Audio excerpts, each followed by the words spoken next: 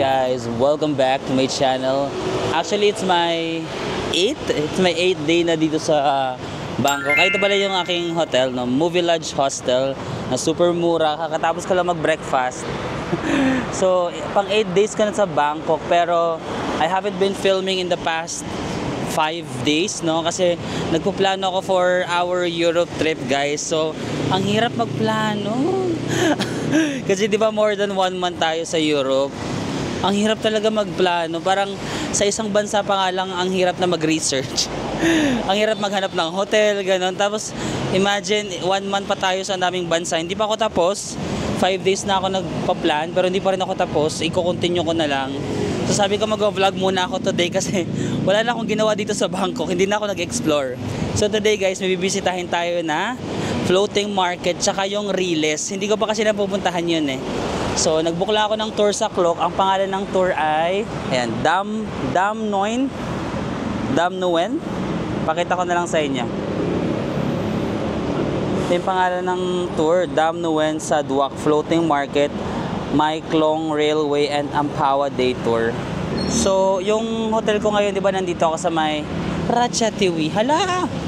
Kaso sorry, hindi ako nakatawid tuloy. Dito ako sa Ratchathewi. 1 station away lang siya sa Siam.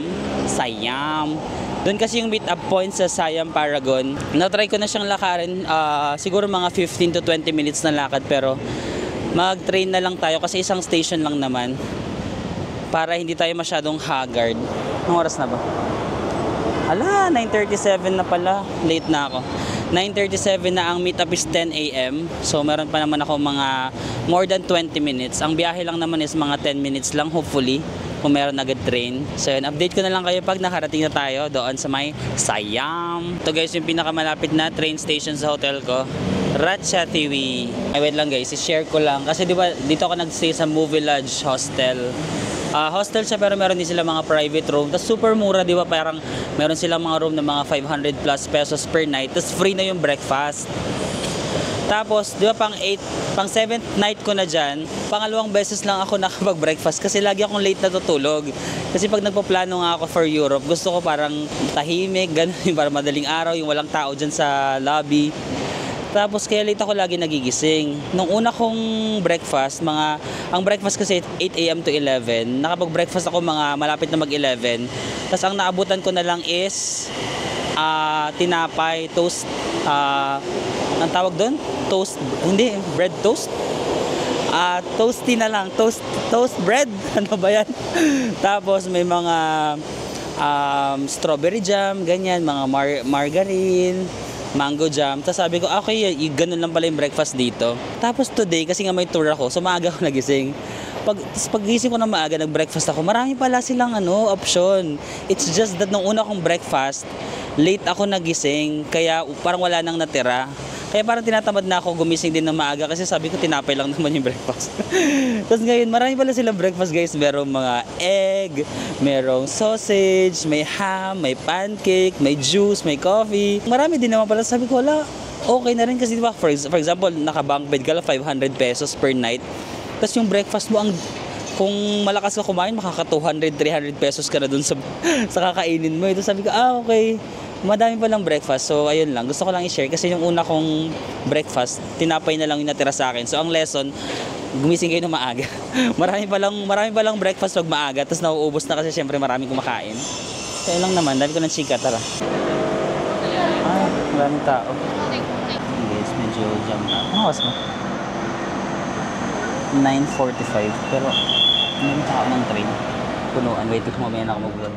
So yun guys, nakarating na tayo sa Siam Station. Tapos sa Siam Station, dito na mismo yung Siam Paragon yung meet up. Tapos napansin ko may Christmas tree na Siam Paragon, Christmas tree.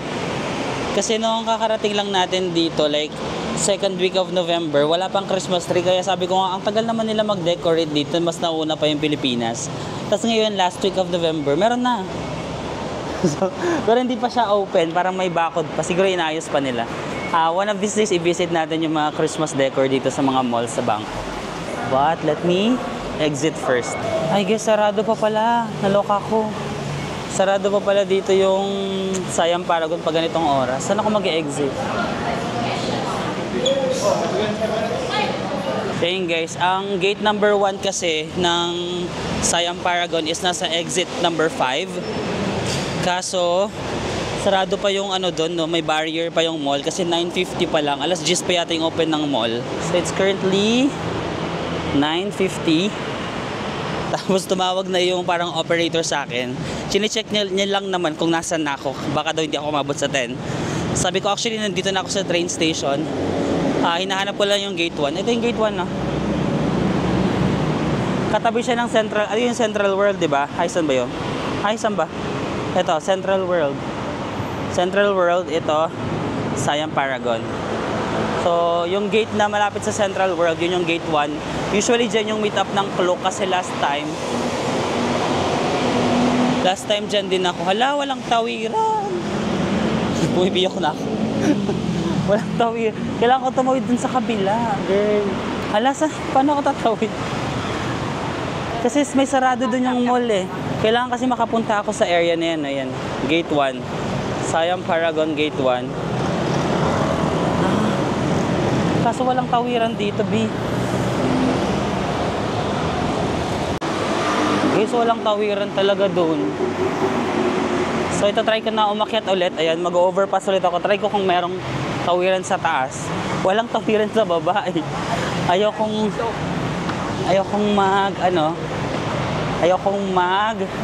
tawid. Baka kasi ako ma-jaywalking pa.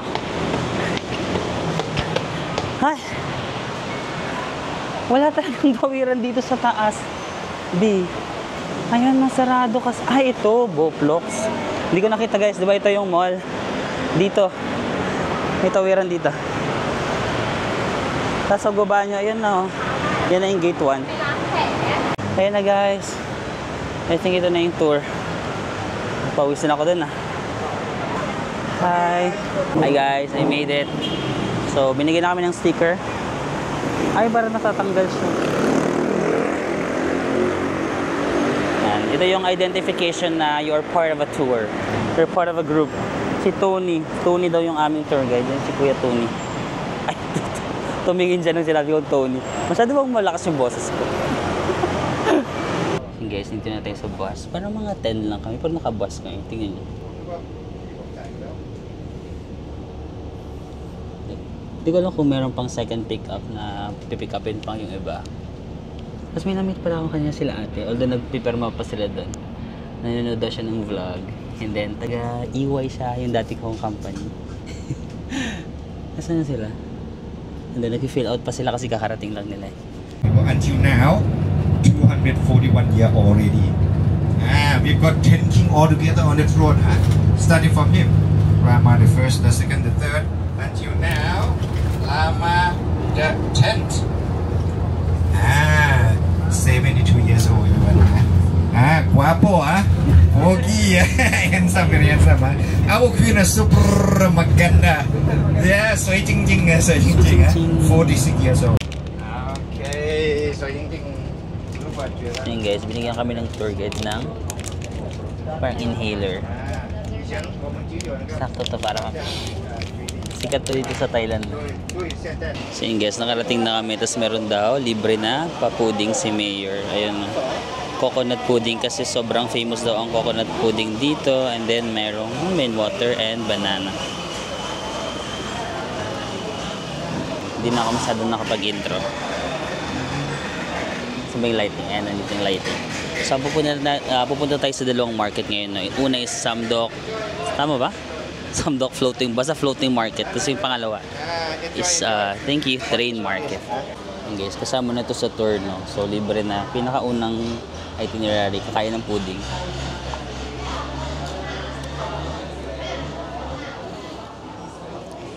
Parang feeling ko coconut juice siya na merong coconut na. Ini-expect ko na pudding parang sa milk tea na pudding. But, naririnig niyo ba? Guys, naiyak kasi ako sa mga kasama ko. Hindi pala ako pwedeng kumain ng sobrang matitigas. Kasi nagpapasta ako. Di ba napapansin yung ngipin ko dito, merong something na kailangan ng mapasta. Hindi ko siya nagagawa sa Pilipinas kasi lagi akong busy. So dito sa Bangkok, isang araw, nagpapasta ako. So pag kumakagat ako, dito lang muna sa gilid. Ito yun guys, nandito na tayo sa floating market, no? So, yan, naka-photo si Mayor. So, wait lang, inaalala ko yung sinabi ng tour guide. Sa Thailand, merong mga over 200 plus na floating market. Pero ito yung pinaka-original na floating market. Kaso medyo malayo nga lang siya sa Bangkok, no? Parang 2 hours yung biyahe from Bangkok. So, ayan na, nandito na tayo, guys. Woo!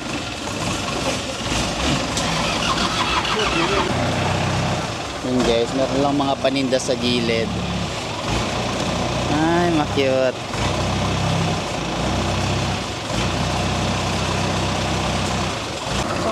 Ayun, guys, ang daming bangka na to traffic sa area na to. Ayan o. So yun guys, sabi ng tour guide, huwag kayong kakapit sa gilid ng bangka kasi kapag ganitong rush hour, siksikan. So minsan nagbabanggaan yung bangka, baka maano yung kamay nyo. Ayan o. Huwag kayong kakapit sa mga ganito.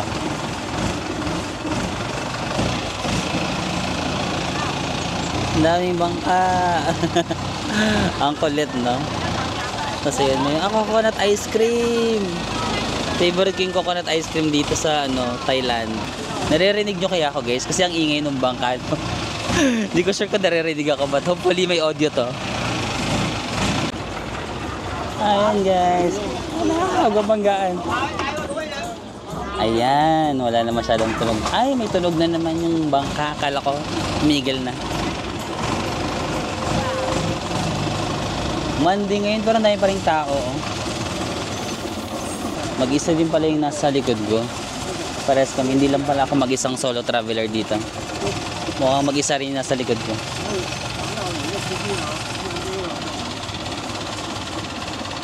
So yung mga, actually maraming Pilipino sa sa tour namin. Pero grupo-grupo kasi sila. 20 kami sa tour, pero nahati kami sa 4 na bangka. Yung iba mga Pilipino, isang bangka sila kasi maramihan sila eh. Ako solo travel, so yung mga kasama ko ito, yung sa likod ko, parang mag-isa din siya. And then, yung sa harap ko is mga, ayan, 3 din silang grupo.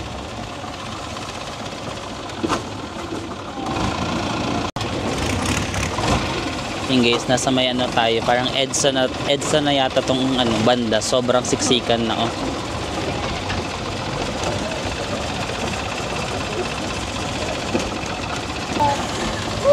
Labo-labo na.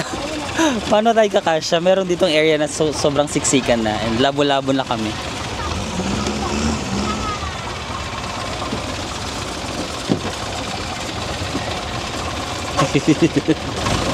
Anong nangyari?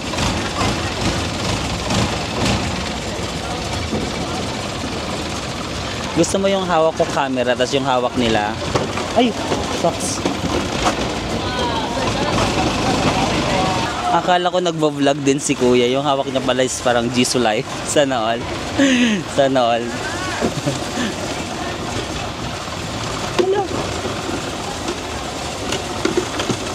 Ayun. May biningwit kami ni ate. Biningwit niya kami para lumapit kami doon sa niya, sa store niya.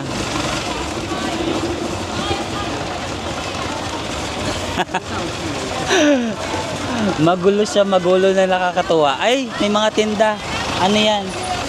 Ayun, pwede kang tumikim ng green mango. Ay, green mango, green apple. Yan, may mga tinda din dito. So, kumbaga pwede ka mag-shopping habang nandito kayo sa boat. Ayan. Ayan, katabi ko na yung mga boat. Ayan, may mga ano ba yan? Lansones. Pwede, paano ka bibili? Kasi hindi naman umiinto, no? Ganun ka lang, tapos bayad. Dapat mabilis ka. Mabilis ka magbabayad, tapos mabilis ka kukuha. Ayan, may coconut ice cream. Favorite ko coconut ice cream dito, guys. 60 baht. Ay, shucks. Favorite yung coconut ice cream, pero kakatapos lang kasi namin mag-pudding. Parang later na siguro ako pag nag-crave na ako ng malala. Yun guys. Medyo nakakatakot kasi yung ibang mga bangka, ayan, malagpas na sila dito sa, ano, baka naman mabangga kami. Natatakot ako sa bangkang to. Paunahin mo nga tong isa. Ayan o, sarap ng mga mangga guys. Yung mga green mango dito sa Thailand, ang sarap niyan, Diyos ko Lord. So ayun guys, di ba dito sa Thailand, ang pag-greet nila is sawadi. Ang ingay ng paligid. Sorry guys, ang ingay ng paligid. But ang pag-greet nila is sawadi. Pag lalaki ka, sawadee-krap, diba? Sawadee-krap. Pag babae ka, sawadee-ka. Sawadee-ka. Tapos pag third gender ka daw dito, sabi lang ng tour guide namin na sawadee-ha. Kasi diba? So, pag i-greet ko kayo guys, hi guys, sawadee-ha. Yung medyo maarte yung ano, ha, ganun. Yun guys, mga paninda lang dito sa gilid. If gusto nyo bumili, mga bags, mga, anong tawag sa mga crafted, ano, handcrafted stuff, ganon. Mga elepante yan, di ba? Sikat ang Thailand sa elepante. Keychain. Natatakot ako magtanong kasi baka pag magtanong ako, isipin nila bibili ako.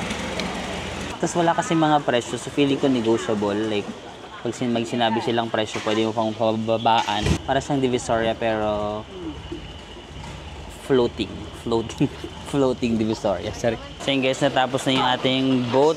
Parang inikot namin yung market via the boat. Mga 30 to 40 minutes yata yun. Tapos after that, meron pa kaming free time. Ngayon free time naman, pwede kang maglakad dito sa market na to. Nabook ko pala itong tour ko sa Klok, no? So dalawa yung pupuntahan natin. Itong floating market, tsaka mamayang hapon is yung train market. Nabook ko siya ng mga around 1,700 pesos. Pero if you use my discount code Marvin sa Mako Klok, mapapabawasan niyo pa yan. Magiging mga 1,600 per person na lang siguro yan. 1,600 plus. So, yeah, we're gonna walk dito sa market. Hindi kasama ang lunch, no? Doon sa binayaran namin. So, magla-lunch tayo on our own. Pero, meron namang libreng pudding kanina. Pudding, saging, and tubig. No? Ooh, coconut rice pudding. Sige lang, 50 baht, no? Coconut ice cream. Actually, hindi ko lang maalala kung ito yung unang floating market na napuntahan ko. Kasi nung first ever Bangkok ko, kasama ko yung ate ko. Pero hindi kasi ako nag-vlog nun. Kasama ko yung ate ko. Tapos nagpunta na kami sa floating market. Hindi ko sure kung ito ba yun. Kasi mga 6 or 7 years ago pa yun. Medyo hindi na fresh yung memory ko. But yeah, baka ito rin yun. Yan, may mga restaurants lang naman dito. Sa mga gilid-gilid. Yan o, may mga kung ano-ano lang sila dito. Baka magustuhan nyo. Pang-display sa mga bahay. Ay, may mga painting dito. Taray. Boat restaurants. Wait lang, tatandaan ko muna kung saan ako nanggaling kasi 30 minutes lang yung free time namin. Baka mawala ako. So doon ako nanggaling. Basta ito may nakasulat ng welcome. Ito, welcome to floating market. So dyan ako nanggaling. Umano ako dito. Tumawid ako. Wait lang. My sense of direction is not giving. So I have to... Anong gwapo? Hindi siya tumingin. My sense of direction is not giving.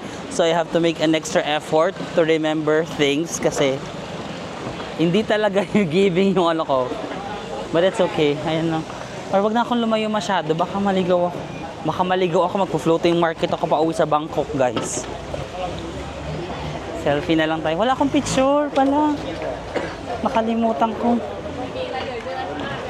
Wala akong picture. Ganun na lang, selfie na lang tayo. Kung first time nyo sa Thailand, I recommend na mag-avail kayo ng ganitong klaseng tour kasi ano siya, kakaiba, no? Parang wala naman tayong masyadong ganito sa... May ganito ba tayo sa Pilipinas? Or hindi ako lang kung meron, pero wala akong na-experience na ganito sa Pilipinas, no? Parang kakaiba siyang experience kasi, di ba, Hindi siya like sobrang linaw na tubig, no? Kumbaga, ayan, no? Parang ilog talaga na medyo ma-brown. But, yung experience ba na magbo-boat ka, tapos may mga paninda sa gilid, tapos kakain ka. Tsaka yung ano, kung paano nagagawa ng mga nagtitinda na nasa boat sila pero nagluluto sila. Yung iba nagba-barbecue sila. Ang cool na. Nasaan na ba yung mga nagluluto? Natatakot kasi kung lumayo masyado, baka maligaw ako. Nasaan pa yung mga nagluluto? Nasaan yung mga nagluluto? Gusto ko sana makita kaso doon pa ba sila sa ano? Sige, dito lang tayo. Hindi ako risk taker. Ayoko mag-commute pa uwi sa Bangkok. Charot. Guys, ito yung mga nagsasagwan, no? Kung gusto nyong umikot dito, ayan. Sila tatay, sila nanay, no? Sipag nilang, hirap din ang trabaho nila, ha? Ang init, tapos sagwan sila ng sagwan, ganyan, no? Life is not easy. Pero at least nagagawa pa rin nilang tumawa-tawa, makipagkulitan sa mga katrabaho nila, no? We can always find a silver lining in everything that we do. Kagaya sa kanila. Feeling ko na-enjoy din naman nila yung ginagawa nila. Baka masaya naman sila sa mga friends nila dito pag nagkakasalubong yung bangka. Yo, what's up, friend? Ngayon na medyo, ayoko namang sabihin na tumatanda na ako. Medyo nadadagdagan na lang yung life experiences. Yung parang medyo nagkakaedad ako. Mas naging observant ako sa paligid ko, no? Dati kasi nung bata ako, like when I was traveling, tas bata pa ako.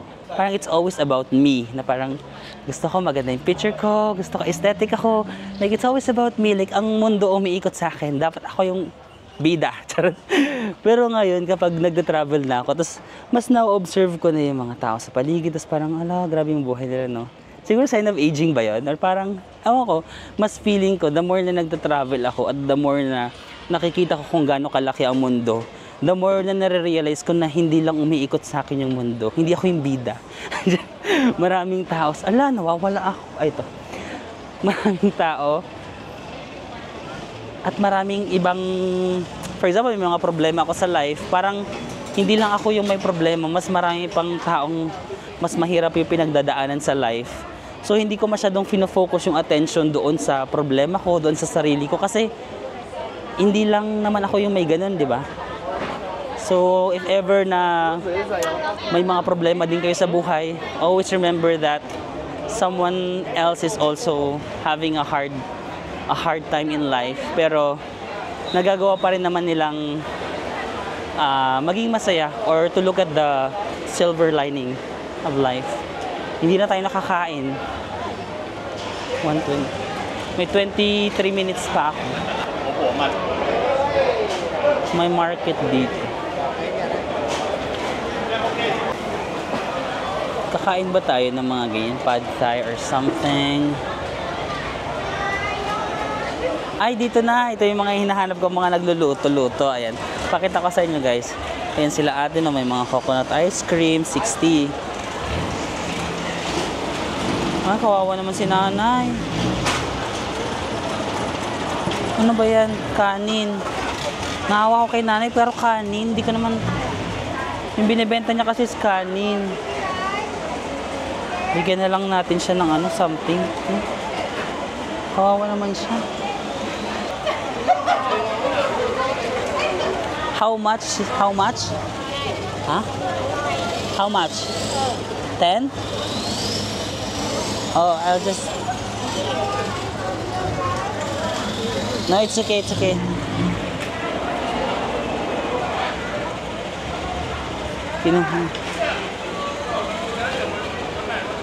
Sige. No, it's okay. It's okay. It's okay. Yeah, thank you. Binibigyan niya ako, tapos sabi ko, it's okay. Kasi yung titinda niya is parang kanin ba yun? Sticky rice, ganun. Parang masyado nang matanda si nanay para magtrabaho. And then, ano bang bibili natin dito, guys?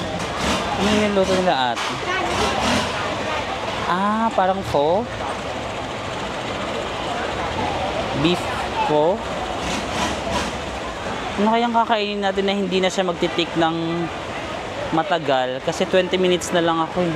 So, dapat yung parang ready to eat na lang. Ah, mango sticky rice. Sarap kaya yan? 60 lang. Mura lang dito kasi sa Bangkok. Usually, ang mango sticky rice, 100 baht, no? Dito, 60 lang. Tara, try natin. How much? 60. Okay, 1.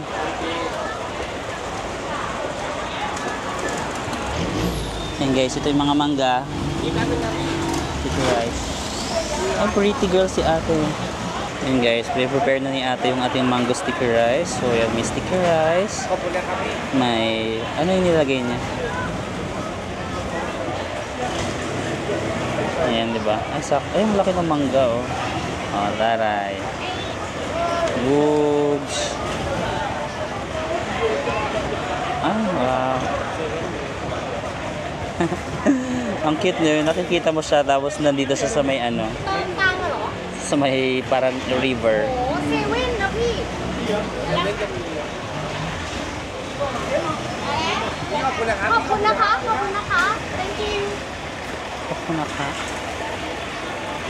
Okay guys, kainin na natin yung mango sticky rice, no? 60 baht or mga, kaning 60? 100 pesos. So yan ay mango, may sticky rice, tapos meron silang nilagay na, ano ba ito? Rice, and then coconut. Hala, bawal pala ako kumain ng malalagkit kasi nagpapasta. Matigas yung ulo, no? Kaya dito na lang ako kakagat sa gilid. Oras na. Hala, 15 minutes na lang. Dapat 10 minutes matapos na tayo kasi maglalakad pa ako papunta dun sa meet-up point. Although sabi naman ng tour guide, pwede, kapag malilate hanggang 1:30 hanggang 1:30 lang yung i-accept niyang late. 1:20 yung meet-up pero kaya niya daw magantay hanggang 1:30. Okay, we're gonna ano na ha, the verdict. The verdict of a mango sticky rice being made beside the river. Our floating market. Let's start with the mango.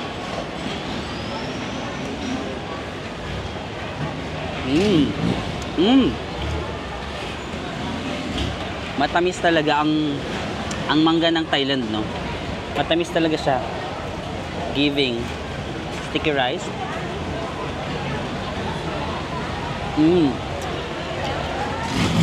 Pero yung sticky rice nila dito, di ba tayo may biko tayo sa Pilipinas? Yung biko natin, di ba medyo moist tapos parang sticky na soft. Yung atake ng mga sticky rice sa Thailand more on yung sticky rice nila medyo may konting tigas. Hindi yung sa atin kasi parang malambot yung biko natin, di ba? Parang malambot, moist. Ito medyo dry ng konti pero saka matigas.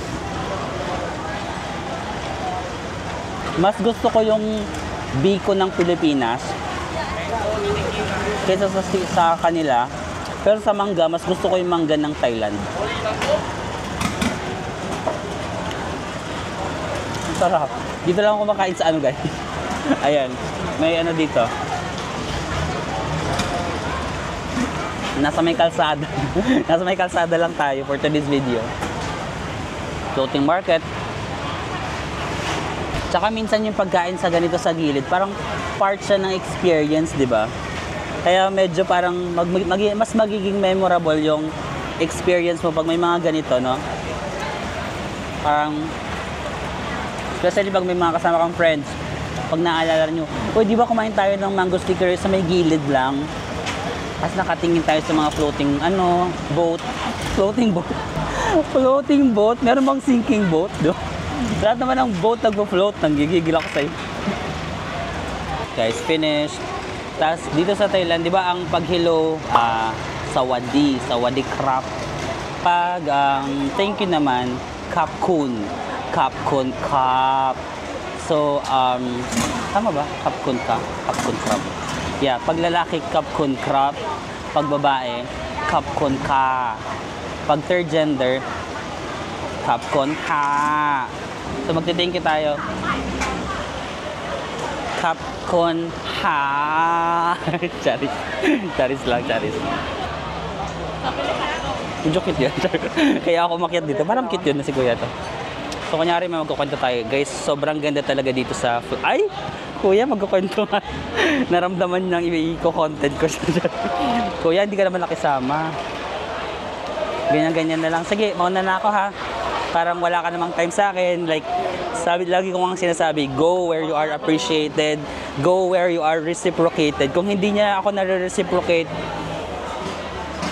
bakit hindi niya ako na-reciprocate? No. stick tayo sa ating goal na go where you are appreciated, di ba? Kasi sayang yung effort mo kung hindi ka na-appreciate. Pero may mga tao kasi na parang worth it. Worth it magpakatanga. Worth it balikan. Worth it subukan. Hello, love again. Charit, nasaan na siya? Ate nawala siya, pero solo traveler pa naman. Yun yung mga kahinaan ko eh, mga solo traveler. Charit, lahat na lang Marvin kahinaan mo. Wala ka namang strength eh, lahat weakness mo.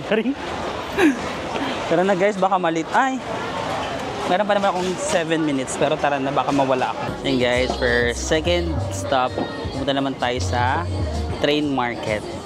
Gusto ko yung tugtog, Nasty Girl. Up with the Nasty Girl. And guys, this is the train. May train station dito. Guys, ito yung train schedule, no? And guys, screenshot nyo na lang yung train schedule. But, basically, merong train ng 2:30 PM tsaka 3:30 PM. So it's currently 2. So after 30 minutes merong train and then 3:30 meron ulit. So magstay kami dito ng 1 hour and 40 minutes or ganon. Mga almost 2 hours, no? So dalawang train yung sasaksihan. Ang pangit na. Tama ba yung Tagalog ko? Dalawang train yung masasaksihan natin. Yung una, yung 2:30 tsaka 3:30. May nire-recommend yung tour guide na restaurant dun sa pinakabungad. Dalawang restaurant kasi air-conditioned daw. Tapos masarap daw yung mga pagkain. But if you want, you can try. Pero mas gusto ko kasi explore dito yung ito. Yung ganyan, yung Riles. Yan. Meron mga kainan din naman dito. Pero hindi siya air-conditioned yata. Or ayan, sa labas-labas lang. Pero mas low. Ah, durian! Yeah, may liurian. Ayun lang, pwede kang tumambay-tambay dyan. Inaantay main train, no? Cute. 54531. Ano yan? Ay, may ano lang ka. 25 lang. Mura lang. Tapos rambutan. 50. Mahal ba yun? Tapos kung ano-ano lang mga tinisin na dito. Prutas. Ay, ito. Ano ba yan? Parang dried fish. Oh, arte. Pinanganak. May amoy kasi. Kala mo talaga hindi kumakain ng tuyo at mga daing-daing, no? Ay, no, may mga, ano ba yan? Fish? 35,100. Parang mura lang, ah. Buko. Ayan, no? Magkano yung buko? 20 lang. Wait lang, parang mura yung buko. 20 lang. Magkano ba yung buko? 20 times 34? Mura ba yun? Magkano ba yung buko sa Philippines? Pero masarap kasi buko dito. Mamaya, pag nauhaw ako. Masarap kasi buko ng Thailand, guys. Matamis. Ang laki ng mangga. Tingnan. Ang laki na. Kasi yung mga ano nila store, may mga ganito o may tolda. Siguro pag may dumadaan na train, ginaganto lang nila to, parang ginagan, inuusog. Tapos may mga red lines dito, ayan no. Kita niyo may mga line na red. Ayan daw yung safe zone. So pag may dadating na train, di ba, igagano nila. Tapos dapat hindi ka lalagpas doon sa red line. Yun daw yung safe na zone. Kasi pag lumalagpas tayo doon sa safe na zone, nagiging vulnerable tayo. Kahit mga maling tao, pinapapasok natin sa buhay natin. Kasi lumagpas tayo sa safe zone eh. Diba, hinayaan natin na yung mga taong hindi nasusuklian yung effort natin, hindi kayang ibigay yung kaya natin ibigay, okay lang, nagsisettle tayo sa bare minimum. Kaya minsan, nalulungkot tayo, kakaproblema tayo. Wait lang, napunta na tayo sa bare minimum. Safe zone lang naman sa train. Ha? Dapat safe lagi. Pero kung risky ka, gusto mo talaga parang may spice yung buhay mo, magulo yung puso mo, like may taong nagpaparamdam sa'yo ng kilig at kirot, then go for it. Like, life is short, don't stay in your comfort zone. ang gulo ng thought ko. Parang nagtatalo yun para magstay ka ba sa comfort zone mo or magre-risk ka. It's your life, it's your choice. Sorry. Yung guys, ito pala yung pangalan ng railway na to. Railway My Klong. Hala, Pati yung pangalan ng railway nagtatalo. Hindi niya alam kung Maik ba o Long. Maiksi or Long. Mike Long. Pinagdugtong niya na lang kasi naguguluhan siya kung itong railway ba maiksi ba to or mahaba. Sige, nasa kalagitnaan siya. Mike Long. Okay. Hi! Hi! Hi! Hi! Hi! Sean!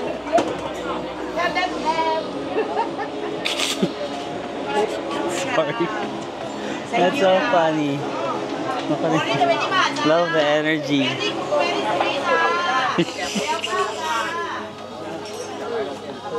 Parang si ate sabi niya na, are you ready? Ganun. Tapos parang narinig ko na, are you ready? So sabi ko, alam, magpe-perform yung ate si ate.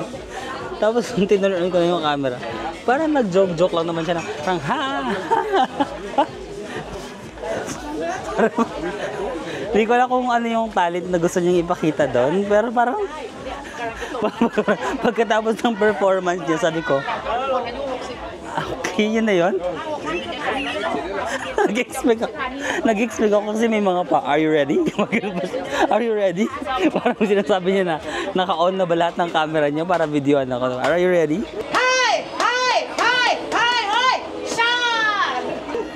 Tapos, natatawa ako kasi parang nag-expect ako ng sobra. Tapos gawin lang siya na, hi! Hi! So, ano yun? Sabi ko, ano yun? Parang kaya ko rin naman gawin yun. Ganyan, ilagay ko dito yung camera, ha? Ay, hindi pala siya magnet. Maghanap ako ng magnet. Gusto kong patunayan na kaya ko naman gawin yung ginawa niya. Sabi niya ate, hi! Hi! Hi! Ang babaw na kasi ako. Ba't tawang-tawa ako kay ate? Man, ate made my day. Hindi ako makamubuhan. Sige na. Oo na. ประยกขึ้นด้วยจ้าประยกขึ้นด้วย Are you ready? ประยกด้วยนะเดี๋ยวถ้าไม่ประยกนี่ทะลุไปแล้ว Are you ready? Okay, tama na ako. Mabubuhan na ako. Are you ready? Akala mo talaga may something big siyang gagawin. Parang sobrang magandang performance. Yun lang pala. Yun lang pala yung gagawin niya. Tama na ulit, iyak na ako. Wait lang. Ayaw ka na, naluluhan na ako. Naluluhan ako sa kakatawa. Are you ready? Sige na. Tama na, move on na. Marami nang okay. Ang babaw lang kaligayahan. Let's go na. Yan guys, paparating na yung train. Tapos pag paparating na may sound na tung. Tapos may mag-announce na paparating na yung train. So ayan, mag-ready na kayo. Guys, dami na yung tao. Yan, dami na nag-aantay. 観光警察よりご案内いたします件ですので赤い線の内側までお下がりください素敵な旅へ Ayan guys, lagay ko muna kayo dyan sa magnet na kasi magsi-cellphone ako para sa train. Bibidyohan natin. Naririnig ko na yung busina. Mabagal lang naman daw yung train dito. Hindi siya yung parang shhh, ganun.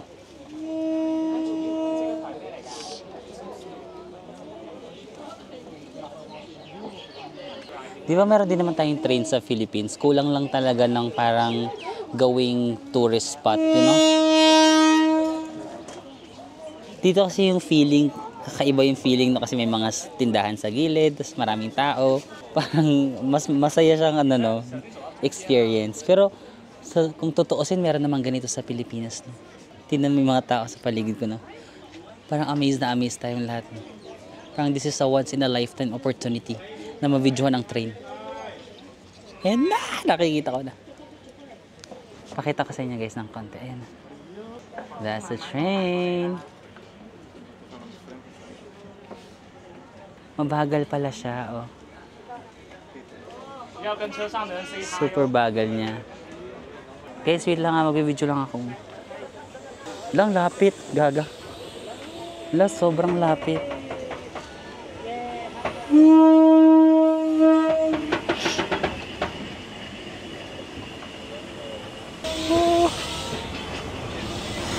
Ang lapit. Kaya dapat talaga may harang. Kasi kung nandito kami, super lapit niya talaga. Walang nakasakay, walang tao, no? Ayun, may tao. Mag-high five tayo sa tao. Hi! Mag-hi tayo sa mga tao. Asan yung mga tao?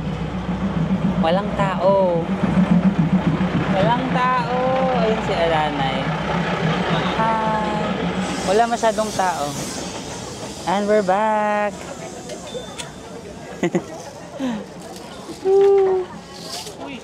Oh, sorry. Ayun guys, we're back to reality. Dali, video tayo dito. Ayun guys, natapos na yung, ay dumaan na yung train, no? And then, anong gagawin natin? Sige na, kumain na tayo. No? Magbuko na tayo and wala pa akong picture. Alam mo yun, sa floating market, wala akong picture. Tapos ngayon, wala din akong picture. Ano ba yan? Hirap. Hirap mag-isa. Ayan, mag-coconut na tayo. Mag-coconut dito. Parang ang lalaki ng coconut. 20 lang malaki. 1 coconut.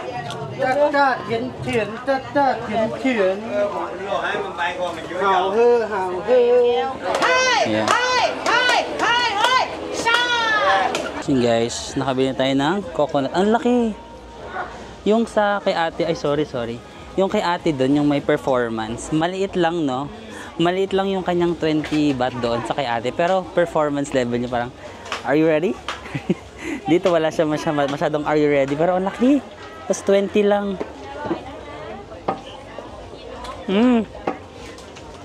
Ang tamis talaga ng coconut ng ano.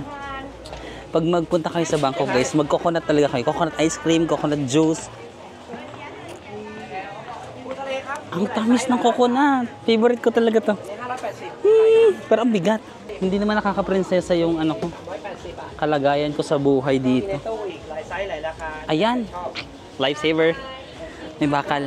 So, we can now eat the coconut. Nut is a giant nut. Gusto ko magpa-picture. Nahagard na ako. Wala akong picture. Wait lang, magpa-picture lang ako guys ha. Kakapalan ko lang yung mukha ko. Siguro. Kakapalan ko lang yung mukha ko na makapagpa-picture. Sino kaya yung mukha mabait dito? Nahiya ako eh. Nahiya ako mag-utos. Selfie na nga lang. Mag-selfie na lang ako. Let's do this. Na-amaze si kuya sa likod. Up with the nasty girl. Up with the nasty girl. Sorry. Ay, ang guwapo. Sarili siya. Tinatawanan ako nila ate. Tinatawanan nila ako nila ate na nagsasariling sikap ako. Pero actually gusto ko yung video. Medyo pawis na yung itsura ko. Pero gusto ko yung mga ganitong klaseng video. Yan, hindi niya nakita. Yan.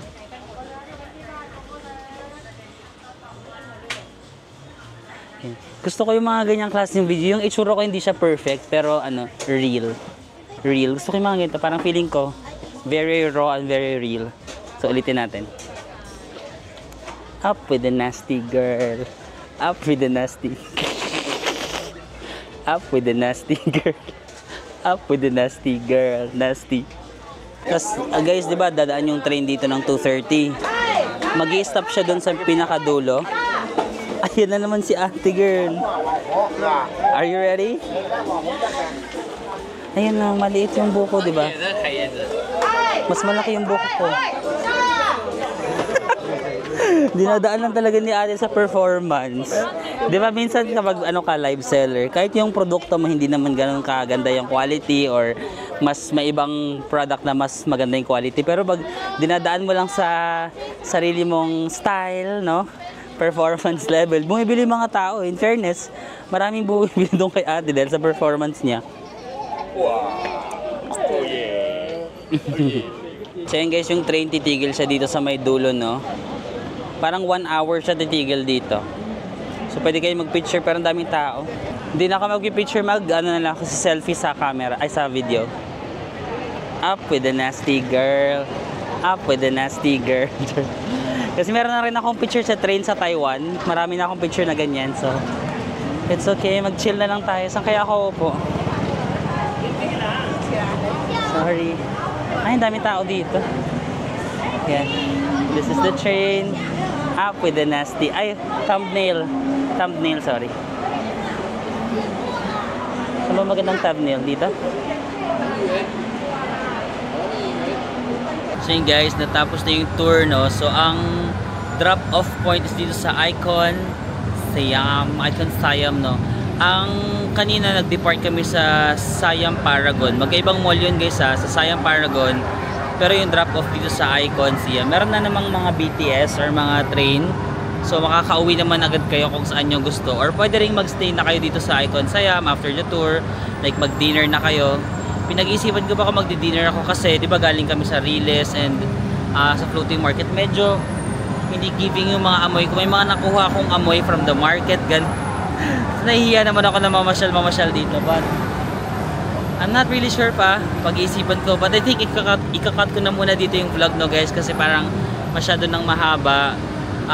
Hindi ko na kayo isasama dito kasi may vlog na naman ako ng Icon Siam before, no, if you want.